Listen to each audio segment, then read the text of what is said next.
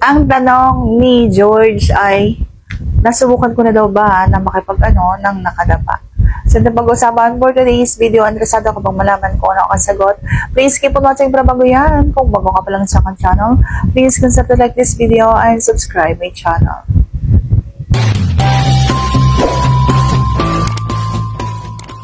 Ang sagot ko dyan ay hindi pa po. Hindi ko pa nasubukan na gawin yun kapag nag-aano. Pero kung halimbawa, yung ganong pwesto ay may unan sa ilalim na kahit dalawa o tatlo, pwedeng magawa yun.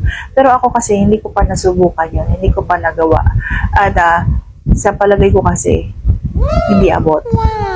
So, sana sagot ko ng tamang tanong and like this video. Please consider to like this video and subscribe my channel. Thank you for watching. See you on my next vlog.